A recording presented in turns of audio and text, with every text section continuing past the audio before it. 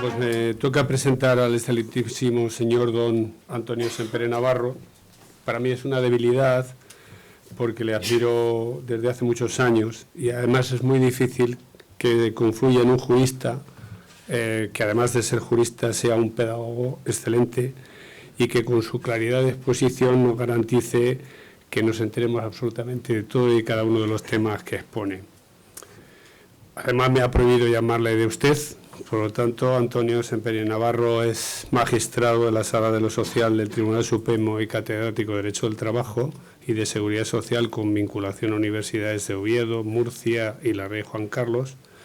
Ha sido secretario y vicedecano director del Centro de Departamento y profesor extraordinario de la Universidad de Ramay. Y como me ha dicho que no diga más, pues aparte de consejero de Gómez Acebo y Pombo, asesor de muchas entidades públicas, es vicepresidente de la Asociación de Derecho del Trabajo y tiene el premio al mejor laboralista del año, pues lo único y lo último que voy a decir es que con la vinculación al Colegio de Graduados Sociales de Madrid hemos tenido el honor de que fuera presidente honor del Consejo de Actualidad Laboral en el 2014, lo cual agradecemos infinito, y que en este año 2022 ha sido galardonado con la Cruz al Mérito Pro Justicia Social. Así que, Antonio, tienes la palabra, lo bueno si breve, no ser bueno. Buenos días, muchísimas gracias. Para mí siempre es un motivo de mucha alegría personal el compartir, aunque sea un tiempo limitado, con quienes asistís a este congreso del Colegio de Graduados Sociales de Madrid. Muchas gracias, que personifico en la persona de Eva, de su presidenta. Me permito, y os pido perdón a quienes ya lo sabéis, reiterar que es verdad que soy magistrado del Tribunal Supremo hace ya casi 9 años, pero ahora mismo no estoy en un acto jurisdiccional, por lo tanto hablo como cualquier otra persona, hablo a título de jurista, de profesor, de lo que queráis, ¿no? Eso me permite pues ser libre y no comprometer la opinión no ya de un tribunal, sino del magistrado Sempere, que Dios sabe lo que dirá cuando le... Además de verdad, que para eso está el procedimiento, para que se vean los argumentos y las posiciones. Bien, dicho lo cual, indica el magnífico programa que tenemos delante que a las 13:50, dentro de 16 minutos, empieza el coloquio. Voy a hacer lo posible, voy a hacer lo posible. La Ley 15/2022. La Ley 15/2022 es una ley no laboral que, sin embargo, conviene que conozca el laboralismo. Es una ley de las que ahora se llama horizontal, porque quiere aplicarse a todos los sectores del ordenamiento jurídico. Yo voy a intentar caracterizarla desde fuera y luego entrar. Desde fuera, pues, la rodeamos y veo que es una ley relativamente extensa, que es una ley que tiene, como en esta legislatura sucede, una exposición de motivos muy larga, pero que se ha venido arriba y se ha dedicado a sí misma sin tener muy en cuenta las leyes que ya había antes. Ese es el gran desafío, ¿no? Como viene ahora, pues yo qué sé, si un conjunto, cada cual el que prefiera, ¿no? Joaquín Sabina, que dice que va a hacer ahora la gira, y él se preocupa de su gira, de su concierto, y no se preocupa de qué es lo que sucedió la semana anterior en el mismo escenario, ni de si la fecha es buena o la fecha es mala. Se preocupa porque lo importante es y ese es el punto de vista de la Ley 15. Dice, mira, yo me preocupo de mi contenido, me preocupo de mi estructura, pero los demás van por su lado. Claro, cuando hablamos de conciertos musicales no pasa nada, pero cuando hablamos de ordenamiento jurídico, en el que, aunque no te guste esta ley, la tienes que aplicar, pues las cosas se complican. Y esa es la mayor ventaja y el mayor inconveniente que yo le veo a la ley. Se suma a todo lo que ya hay. No deroga nada. Estatuto de los Trabajadores se suma. Ley de infracciones y sanciones se suma. Ley de derechos de las personas con discapacidad se suma. Ley general de seguridad se suma. Eso tiene ventajas e inconvenientes. Como a mí me gusta ser positivo, vamos a ver las ventajas. Es una ley de la que podemos tirar mano en cualquier momento, porque su campo de aplicación es amplísimo a todos los sectores de actividad, lo cual incluye el trabajo por cuenta ajena, público o privado, las prestaciones de seguridad social, la educación, la sanidad, la administración de justicia, el trabajo por cuenta propia. La ley dice, la no discriminación es un principio transversal, ¿no? Igual que la ley de 2007, orgánica para la igualdad efectiva, sentó ese principio que ha tardado años en descubrirse para qué servía, ¿no? Y ahora, pues, seguramente María Luisa Segoviano ha explicado alguna sentencia de perspectiva de género, y todo esto estaba desde 2007, tardó casi 10 años en aterrizar en la realidad. Pues esta ley quiere hacer algo parecido. Pero la ley de 2007 es hombre-mujer y esta ley es igualdad en un montón de circunstancias. Yo creo que esto es, si tuviera que quedar una idea, que quede esta idea. La ley quiere que a todos los sectores de actividad que nos interesa al laboralismo, empleo por cuenta propia, empleo por cuenta ajena, público, privado, acceso al empleo, sindicación, prestaciones de seguridad social, prestaciones sociales, administración de justicia, sanidad, todo nuestro campo esté presidido por el principio de igualdad y no discriminación.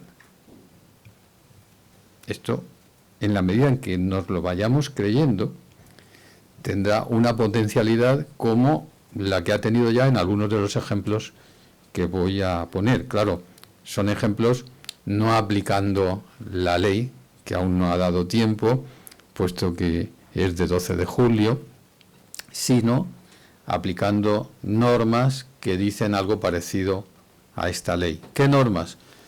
Las normas de la Unión Europea, que, como la ley explica, quiere transponer adecuadamente. En nuestro derecho, la igualdad y no discriminación estaba garantizada antes de la ley, desde mi punto de vista, por completo. Así que, siendo una ley muy importante, no veo contradicción en decir, esta ley en realidad no innova materialmente, pero sí formalmente. Muchas de las cosas que ahora son artículos estaban dichas por la jurisprudencia. La mayoría de las cosas. Por lo tanto, quien estuviera muy al día en materias de igualdad de trato, de no discriminación, va a familiarizarse rápidamente con todo el aparato conceptual, con todas las construcciones.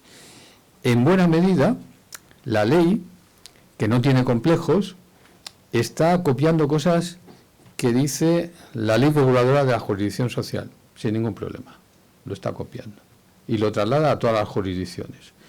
Y no reforma la ley nuestra procesal laboral, lo hace con tranquilidad. En buena medida está copiando construcciones del Tribunal Constitucional, las positivas. En buena medida está copiando construcciones de las directivas comunitarias, y así sucesivamente. Entonces, es como una refundición, como si se lo hubiera hecho a un legislador teórico un examen y se le hubiera dicho, pregunta única, régimen jurídico de la igualdad y no discriminación en España. Y el legislador fuera un legislador, digamos, estudioso, trabajador, y hubiera hecho un examen magnífico. Esa es la ley. Esa es la ley. Claro, quien no estuviera muy al tanto de la última jurisprudencia constitucional ordinaria y de Luxemburgo, pues ahora está viendo cosas muy novedosas. No pasa nada, solo que quienes estuvierais al tanto, pues jugáis con ventaja, porque todo esto ya lo sabíamos, solo que ahora se aclara y se lleva a una ley que es refundidora. Es una norma horizontal, es una norma interdisciplinar, es una norma de mínimos, por lo tanto yo no veo que debamos atormentarnos, aunque ya hay escritos que lo hacen, debamos atormentarnos cómo modifica, cómo juega con las leyes que ya hablaban de no discriminación por discapacidad o de no discriminación por sexo, con el estatuto, con las leyes especiales. Esta ley dice, mira, yo digo lo siguiente, si ya estaba dicho, bueno, por lo que abunda no daña. ¿Que no estaba dicho? Pues ya queda claro. Creo que es una discusión, digamos, melancólica, el ver si tácitamente se ha modificado o no alguna de las muchas normas que ya hablaban de discriminación. Bueno, es un ejercicio académico, pero creo que no tiene mucho sentido. Vamos con las novedades. Claro, el laboralismo se ha lanzado de golpe, y yo, como el tiempo es limitado, se ha lanzado de golpe a un problema, que no tengo inconveniente en saltarme todo de orden y poner por delante. Y es el de, si después de esta ley es nulo el despido por enfermedad. Y eso tiene una facilísima explicación, para mí, al margen de lo que digan los tribunales, ¿no? Hasta ahora, en nuestras leyes, la discriminación prohibida era por discapacidad, pero no por enfermedad.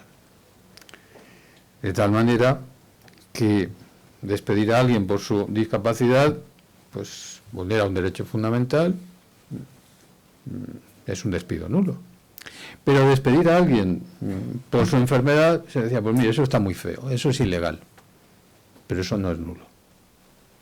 Punto.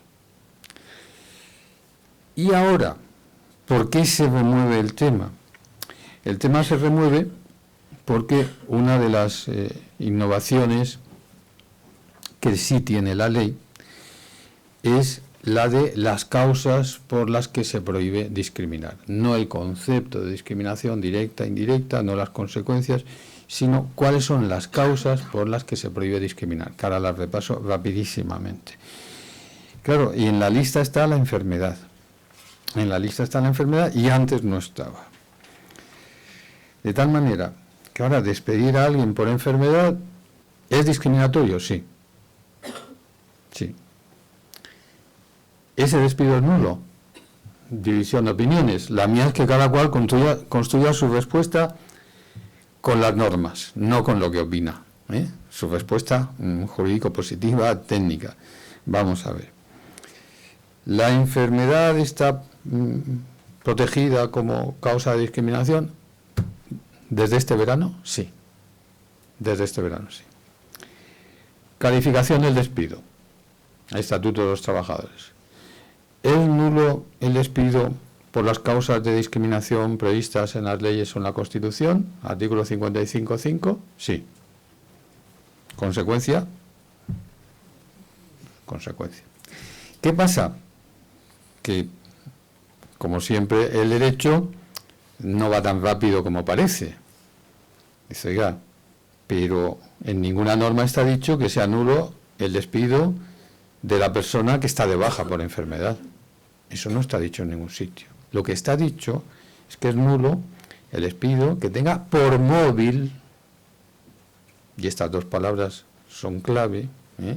O sea, no es nulo el despido de una persona que está enferma, sino que será procedente, improcedente o nulo. Es nulo el despido discriminatorio, pero el despido discriminatorio significa el despido que tiene por móvil, que tiene por causa una de esas circunstancias: el sexo, la religión, la edad, la enfermedad. Y ahora pelee usted cada caso. No hace falta que haya incapacidad temporal. No hace falta. Y puede haber incapacidad temporal sin que haya nulidad. Pues si no tiene por móvil, sino que es casual que esté por incapacidad temporal. ¿Han cambiado las cosas? Han cambiado. Pero no han cambiado del modo que yo estoy leyendo que a veces se dice. Bueno, las circunstancias por las que se prohíbe ahora la discriminación. Pues esas circunstancias son muchas y la mayoría ya las manejábamos. Esas circunstancias son 17 y os voy diciendo porque no me voy a dedicar a ellas, pero como enseguida entramos en coloquio, pues si queréis, de todas tengo ejemplos. Cuando digo tengo, es que hay una ponencia de 20 y tantos folios, que es la que yo pensaba haber impartido, pero no hay ocasión, ¿no? No discriminar por nacionalidad. Ojo, no discriminar por nacionalidad. No discriminar por ser o no ser mayor de edad. Acordaros, salario mínimo interprofesional para cuando era 16, 17 años, pues se reproduce el tema. El régimen de autónomos. Silla caliente, ¿no? Se acaba de hablar aquí de autónomos. Oiga, por mayoría de edad hay algún cambio, no se puede. Residencia legal. O sea, se está residiendo aquí legalmente o ilegalmente. Eso no puede afectar a los derechos en materia de trabajo por cuenta ajena, por cuenta propia, seguridad social. No se puede. No se puede. Por residencia legal o ilegal. Así que, inmigración irregular, si trabaja, no se puede discriminar. Nacimiento. Por haber nacido en el País Vasco, en Cataluña, no puedes tener más derechos, no puedes tener menos derechos. Por origen racial o etnia, pues por ser negra, blanca, asiática, gitana, rumana, no se pueden tener más o menos derechos. Por sexo, que es la más frecuente, Natalia nos acaba de recordar la importancia de la auditoría interna y la actualización en todos los temas de igualdad de trato por razón de sexo. Esto lo tenemos muy desarrollado en materia laboral, pero eso no significa que sepamos todo, porque hay que aplicarlo y de cuando en cuando pues te llevas unas sorpresas enormes como las de Luxemburgo, diciendo, oiga, está discriminando por razón de sexo la Ley General de Seguridad Social cuando dice que son incompatibles dos pensiones de incapacidad permanente total en el mismo régimen de seguridad social. Y se pone, ¿qué tiene esto que ver? Dice, pues tiene que ver que la Ley General sí que permite compatibilizar una pensión de incapacidad permanente del general con el de autónomos. ¿Y esto qué tiene que ver? Pues que la mayoría de personas que hay en autónomos son hombres. Entonces, para el hombre es más fácil que para la mujer compatibilizar dos pensiones de incapacidad. Madre mía, señor. Discriminación indirecta por razón de sexo, con prueba estadística, o sea que no menoscabemos. Religión. En alguna zona de Madrid y en alguna zona de España, yo vivo a caballo de la comunidad autónoma donde mayor porcentaje de población musulmana hay de España, y ya veo que los problemas de discriminación por razón de religión que se han planteado en otros países, Alemania, Francia, pues empiezan a plantearse aquí, ¿no? Con mujeres que quieren trabajar con su pañuelo islámico y de pronto pues la tienda de electrodomésticos le dice, mira, si quieres trabajar aquí, no, como que no, mi libertad de religión, no me puedes discriminar por razón de religión. Oye, que quiero detener mi actividad para orar mirando hacia la Meca 2 veces dentro de mi jornada, son 5 minutos, pero lo necesito hacer. ¿Puede la empresa? No puede. Bueno, pues de todo esto hay jurisprudencia comunitaria muy interesante, ¿no? No se puede discriminar por razón de convicción u opinión. Aquí entran todas las tendencias filosóficas, políticas, etcétera. Jurisprudencia abundantísima en la no discriminación por tener pocos o muchos años. Por tener pocos o muchos años. O sea, eres más joven y te pagan menos. Dice, bueno, es que tiene poca experiencia. ¿Puede ser o no puede ser? Eres mayor y no te permiten seguir trabajando. O te impiden opositar. Dicen, no, esto convoco para quienes tienen menos de 40 años o de 35 años, ¿no? No puede seguir usted trabajando porque ya tiene más de 67 años. Me discrimina por edad. ¿Es verdad? Claro, la discriminación, enseguida llego a ello, no significa solo decir, tengo una edad, me dan un régimen distinto. Dice, bueno, salvo que haya una justificación objetiva y razonable, que esa es la madre del cordero. Por discapacidad. Esto ya lo sabíamos. Lo que pasa es que, como en tantas cosas, una cosa es conocer la ley y otra, saber cómo se aplica y qué significa. ¿Qué significa no discriminar por discapacidad? ¿Hasta dónde llega lo que se puede exigir a la empresa, al legislador? ¿Qué significan los ajustes razonables? ¿Qué significa la no discriminación por discapacidad y la posibilidad de extinguir el contrato por ineptitud? ¿Cómo puede conciliarse ambas cosas? Por orientación o identidad sexual, lo que está tan en boga en nuestras conversaciones, en nuestras polémicas, con una sentencia del Constitucional que ha adelantado por la izquierda al legislador, ¿no?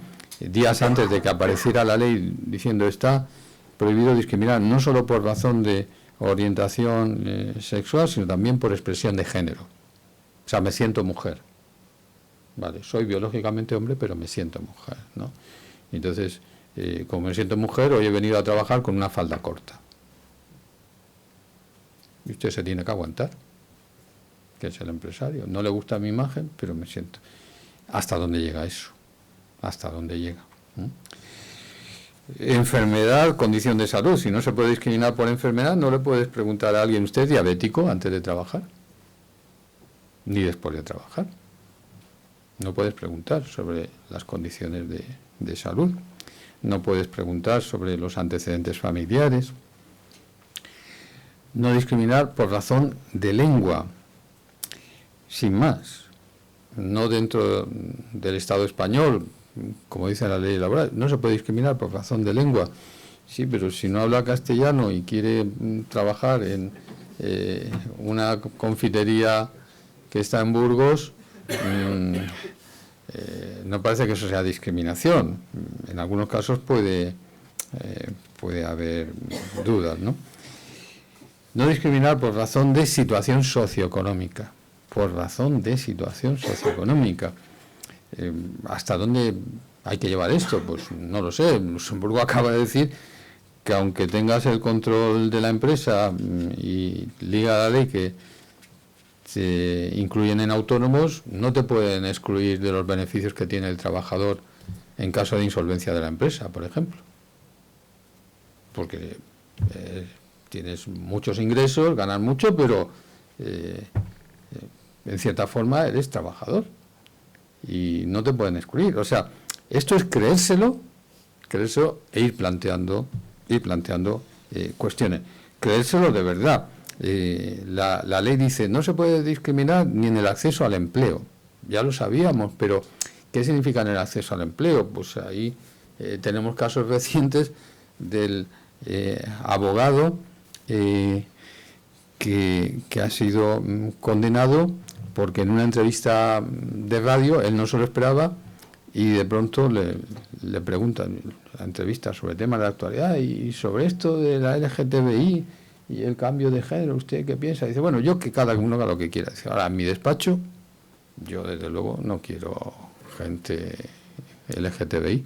Bueno, le siguen preguntando y al cabo de unos días le presentan una demanda por discriminación laboral. Y dice, ¿cómo discriminación laboral? ¿A quién he discriminado? Dice, no se sabe, pero ha discriminado. Dice, pero si yo no quiero contratar a nadie, si no tengo ningún proceso de selección. Dice, no importa. Es discriminación laboral, sus manifestaciones. No puede discriminar desde antes de pensar en contratar, antes de abrir el proceso de selección, ¿no? La no discriminación en el proceso de selección significa que si yo estoy intentando que me contrate una empresa, pero no lo consigo, puedo acceder a los exámenes, si es que ha habido exámenes, o a las pruebas de quien sí lo ha conseguido. y han contratado a un compañero mío, sabe menos que yo. Yo no estoy de acuerdo. Enséñeme su examen. ¿Se le puede pedir eso a una empresa? Una empresa grande que no hace falta que sea pública. Si es pública, claro, lo ha tenido que hacer, ¿no? Todo esto es lo que dice la ley. Y todo esto lo dice la ley porque está en las directivas comunitarias, respecto de las cuales ya hay jurisprudencia del TJUE, que es la que yo he procurado resumir. Igualmente está en la ley todo el aparato conceptual de las clases de discriminación, que ya os son familiares. Te tratan peor porque eres mujer, en el ejemplo clásico. Te tratan peor porque eres discapacitado, te tratan peor porque tienes el SIDA, te tratan peor por lo que sea, ¿no? Por cualquiera de esas circunstancias. Discriminación directa, ¿no? Cuando la pensión de viudedad se decía, pues solo hay pensión de viudedad para las mujeres. Sin embargo, los hombres, salvo que estén incapacitados para el trabajo, bueno, pues el hombre estaba peor tratado por ser hombre.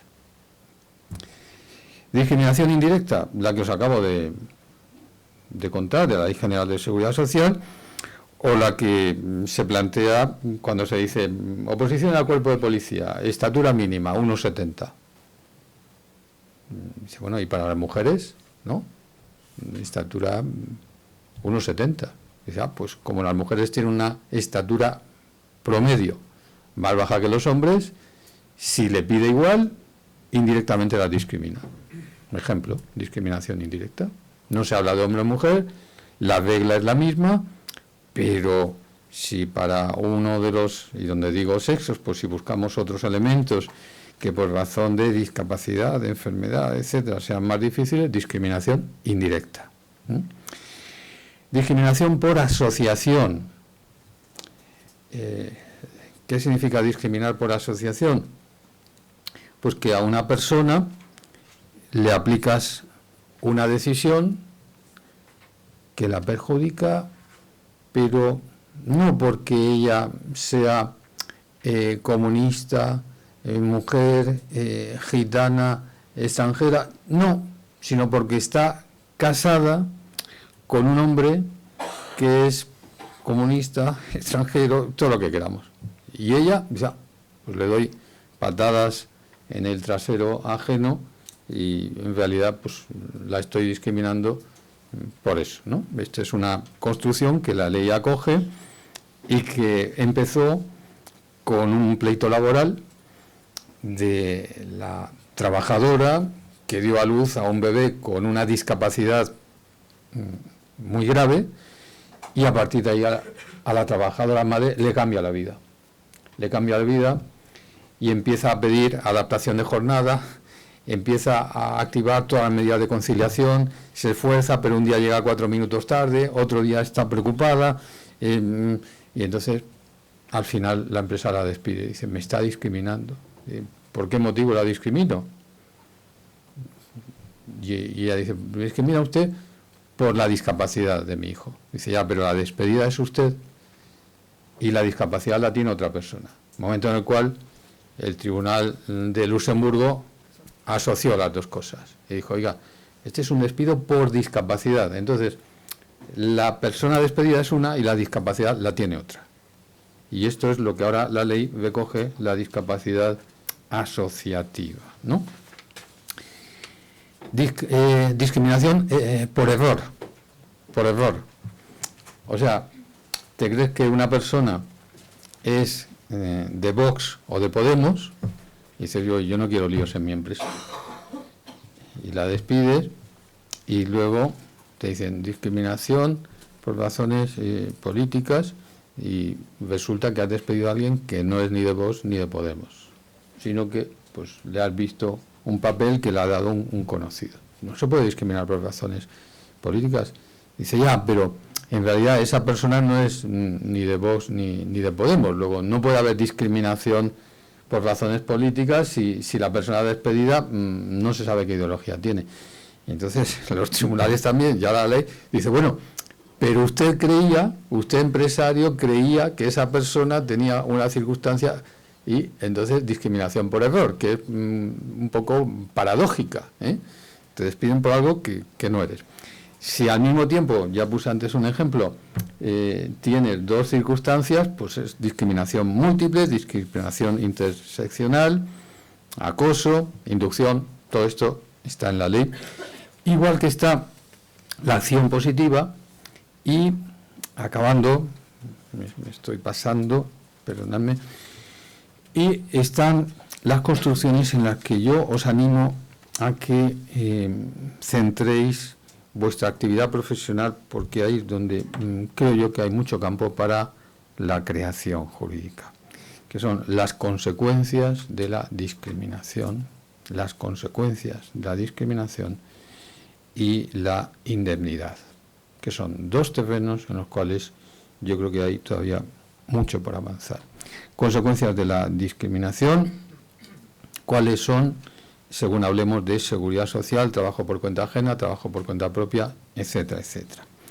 Algunas están legalmente fijadas, otras dependen de lo que se acredite, otras dependen de lo que se reclame. Básicamente el tema de los daños y perjuicios, que es un tema casuístico, donde el laboralismo va muy a remolque de su historia, de indemnizaciones tasadas, de baremos, de tablas de la LISOS, y todo eso es, digamos, por buscar lo fácil, cuando estamos ante un problema por fuerza casuístico y que requiere la acreditación de los daños y perjuicios, y las consecuencias de las discriminaciones tienen que ser por fuerza individualizadas, y eso depende de quienes reclamáis o defendéis, de eso depende, ¿eh?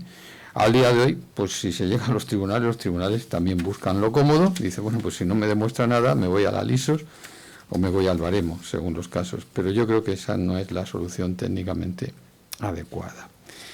Consecuencias, pues puede haber, junto a las privadas, las sancionadoras. Y aquí la ley, como es esa ley que se gusta, la ley dice, estas son las infracciones y estas son las sanciones. Pero no nos explica qué pasa con la LISOS, no nos lo explica. Sino que perdida está la previsión de que, bueno, en materia laboral se estará a las infracciones y sanciones de la LISOS. Eso, ¿por qué no clarifica el tema? Según algunas opiniones, ¿eh? No es la mía, ahora diré cuál es mi opinión. ¿Por qué no clarifica el tema? Porque tenemos en la ley infracciones que no están en la LISOS. O sea, esta ley tipifica conductas y me voy a la LISOS y no están tipificadas. Lo que está pasando ahora con todo el lío del Código Penal, la tipicidad, la no tipicidad, pues aquí es lo mismo. Esta ley es posterior, pero al mismo tiempo me dice que en materia laboral, la LISOS. Los partidarios de la ley dicen, pero ¿cómo una ley que es nueva se va a quedar sin sanciones? Los partidarios de la ley, pero que creemos que ella tiene que pensar en el resto de conciertos, que esta ley está sumándose al ordenamiento jurídico, dicen, mira, no puedes llegar y estar solo a tu bola. Entonces, si tú has dicho que hay que estar a la LISOS, esto es derecho sancionador, y aquí operan unas reglas de juego que hacen que yo no pueda combinar dos normas sancionadoras. Luego, mi punto de vista, en la inspección, bueno, ya he comprobado que no es unánime esta visión, y ahí vais a tener problemas, ¿eh? Mi punto de vista técnico-jurídico, académico, es que ahora mismo lo que no está en la LISOS no se puede sancionar. ¿Será ilegal? Será ilegal, no me cabe duda de que vulnerar las previsiones de esta norma son ilegales, las conductas que la vulneran. Y luego está el otro tema en el que yo veo que se está produciendo una evolución. Con esto acabo de verdad, igual me equivoco, es el tema de la indemnidad. El tema de la indemnidad. O sea, ya se han dado unos derechos, estos derechos son potentes, no me los respetan, bueno, pues los reclamo. Vale, los reclamo y al día siguiente me sancionan, me despiden. Pues si lo sé, no los reclamo. Para evitar esa consecuencia, yo ya no los reclamaré y los demás tampoco los reclamarán, está la indemnidad. La indemnidad, la veo venir de lejos. ¿Cómo nace la indemnidad? Pues nace a la sombra, y ese es un problema ahora mismo, nace a la sombra de la tutela judicial efectiva, del artículo 24 de la Constitución. Es un derecho fundamental. Nadie puede ser perjudicado si ejerce su derecho de ir a los tribunales. Y por eso, cuando la trabajadora presenta una demanda por salarios y la despiden, se dice, oiga, no, el despido es nulo. El despido es nulo. Vulneración del derecho a la indemnidad porque usted a quien ha ido a los tribunales lo está represaliando. Bueno, hemos dado el primer paso. Segundo paso, presenta una papeleta de conciliación. No una demanda judicial, sino una papeleta de conciliación. Y de ahí, segundo paso. Dice, bueno, eso es preparatorio de acudir a los tribunales. Indemnidad. Tercer paso, presenta una denuncia a la Inspección de Trabajo. La Inspección de Trabajo no está en los tribunales, está en la Administración. Dice, bueno, pero pensando que con la Inspección de Trabajo pues iba a tener ya luego la prueba preconstituida, venga, tutela judicial. Y ahora la duda es, ¿se van a seguir dando pasos? La duda judicial la tengo, pero personal ninguna, claro que sí. ¿Se van a seguir dando pasos cuando alguien reclame sin pensar en pleitos, sino simplemente en la empresa? Dicen, oiga, que esto no es así.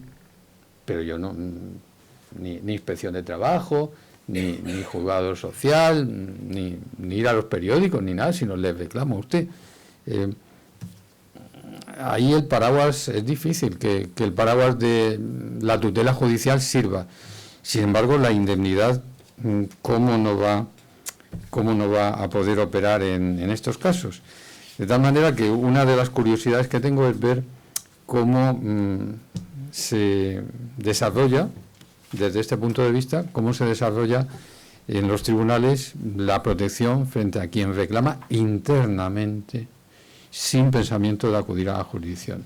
Si la indemnidad se emancipa, por así decirlo, de la tutela judicial, o si se le dice, pues mire, esto es como la enfermedad de antes. Está muy mal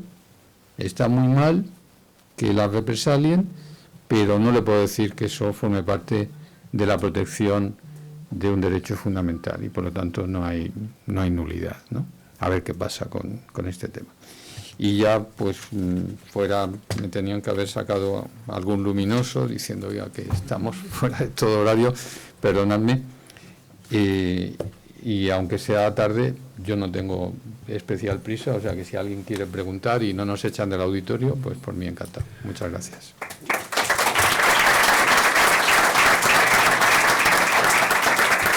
Gracias por la excelente exposición y la clarificante exposición, además en un tiempo récord. Abrimos turno de preguntas, porque yo creo que el tema es muy interesante.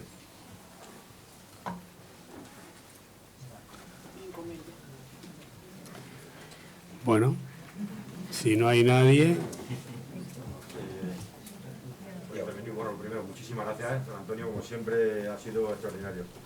De las dos cuestiones que ha planteado, ¿no?, y que ahora vienen recogidas efectivamente en la ley de igualdad, efectivamente ya ha habido previa dos sentencias, una de discriminación por edad en la empresa que todos conocerán, Huawei, porque a raíz de un discurso que dio el presidente de Huawei diciendo que, bueno, pues que había que apostar por los por los valores jóvenes, ¿no? Entonces se demostró a través de sucesivos años que en esa empresa, a partir de los 58 años, pues estabas prácticamente condenado a la guillotina. Y se consiguió efectivamente acreditar que había discriminación por razón de edad. Que bueno, como aun viniendo ya en el artículo 14, ¿no? Esa prohibición de discriminación, se consiguió acreditar. Y igual pasó en un supuesto muy similar donde se acreditó que era política agresiva por parte de la empresa, que a todo aquel trabajador o trabajadora que caía en situación de incapacidad temporal era inminentemente fulminado. Y se consiguió acreditar y así se declaró el despido como nulo. A mí me surge una duda respecto también de una sentencia reciente que ha habido del Tribunal Constitucional, donde en un supuesto en el que inicialmente se declara nulo el despido porque se había accedido a los correos electrónicos de la trabajadora sin ningún tipo de medida, ni de seguridad, ni de aviso. Primera instancia declara la nulidad del despido. El Tribunal Superior de Justicia dice que el despido en todo caso sería improcedente, pero sí anula la prueba, ¿no? Tirando un poco de la jurisdicción penal, anula la prueba de esa grabación porque dice que se ha vulnerado su derecho a la intimidad, pero sin embargo declara el despido improcedente en vez de nulo. Y el Tribunal Constitucional lo vuelve a decir porque no se pronunció sobre la indemnización que pedía la trabajadora por vulneración de derechos fundamentales. Entonces el Tribunal Constitucional lo que ha hecho ha sido anular esa sentencia, diciendo, oiga, en el recurso y también en la demanda previa, la trabajadora solicitaba una indemnización adicional por vulneración de su derecho fundamental, con independencia de la calificación del despido, de si es nulo o procedente, se debe pronunciar sobre el importe de esa indemnización. Su parecer, pido su parecer, ¿no? Como bien ha dicho, no como magistrado del Tribunal Supremo, sino como docta persona en materia laboral. Muchas gracias.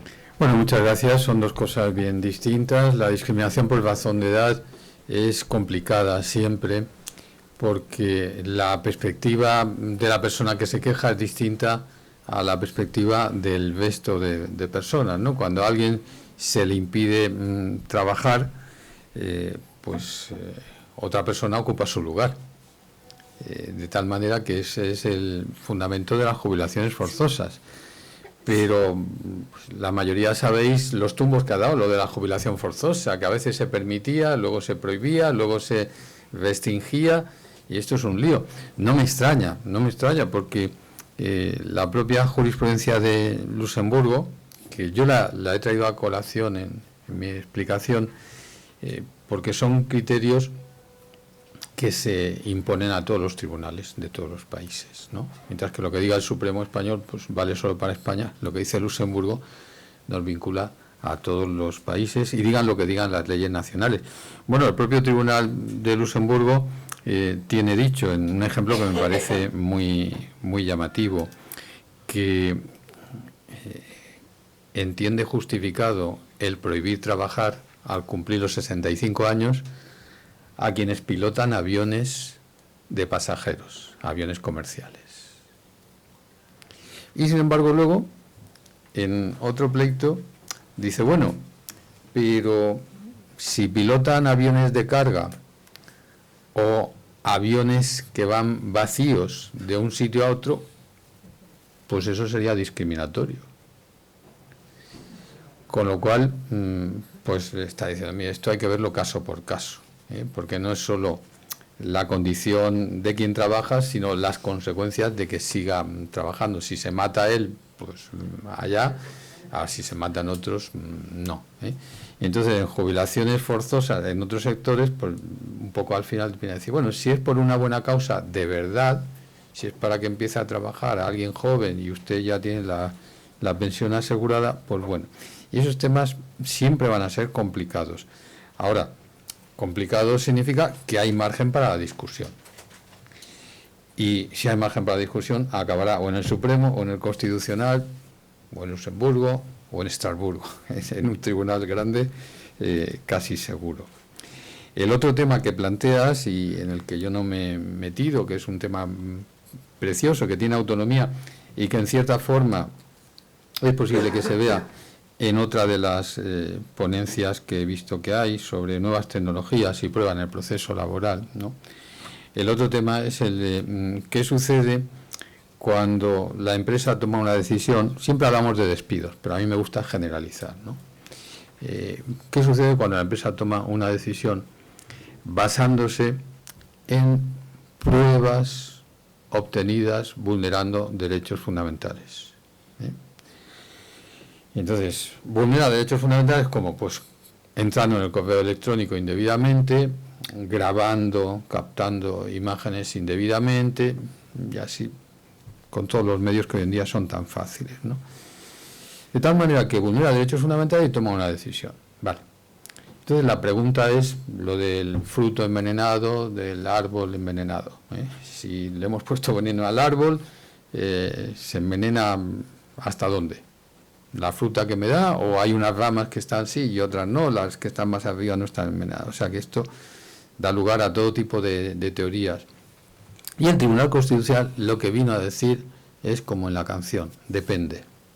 Depende. O sea, ¿se han vulnerado derechos fundamentales? Sí. Pero el despido vulnera derechos fundamentales, eso no lo sé. Eso no lo sé. Aterrizo. Mire, la prueba es nula. Quítela. Quítela. Y como se han vulnerado derechos fundamentales, tienen que reparar. ¿Cómo se repara? Quitando la prueba del proceso e indemnizando. Y ahora usted enjuicia el despido, sin esa prueba. Sin esa prueba. El despido puede ser procedente, si se han acreditado las causas, pero hemos quitado esa prueba. Puede ser improcedente, si no me demuestra, o puede ser nulo, si yo veo que está conectado el despido con la vulneración de derechos fundamentales. Pero eso es un tema en el que el Constitucional no entra. El Tribunal Supremo ha dictado una sentencia en la que, porque al final decía expresamente, dice, bueno, pues es un tema de legalidad y ya dirá la jurisprudencia si todos van a ser nulos, si ninguno va a ser nulo. ¿Y qué ha hecho el Tribunal Supremo? Pues dictar una sentencia de estas que pasa desapercibida, quizá, porque es de no contradicción, pero que desde mi perspectiva académica resuelve el tema. Y ahí el tema lo ha resuelto diciendo, mire, estará bien declarar la nulidad cuando sin la vulneración no existiría el despido. Y estará bien declarar la improcedencia cuando, aunque no se hubieran vulnerado los derechos fundamentales, se hubiera despedido. Porque no es lo mismo entrar en el correo electrónico buscando cosas porque quieres despedir a una persona por lo que sea, que estar constantemente grabando donde no debes y entrando en el correo de quien no debes. Dice, no es lo mismo. O sea, cuénteme toda la película. Entonces, las películas de dos sentencias le llevaban a esa conclusión. En un caso se habían grabado imágenes de un trabajador que era vigilante, respecto del cual había amonestaciones porque fumaba en la garita, estando prohibido fumar mientras estaba de servicio. Había sido descubierto varias veces por la noche durmiendo mientras estaba haciendo la guardia. Entonces le instalan una cámara, no se lo dicen, cámara oculta, vulnera derechos fundamentales, y ahí obtienen la prueba que querían. Pero iban buscando eso por todo lo anterior.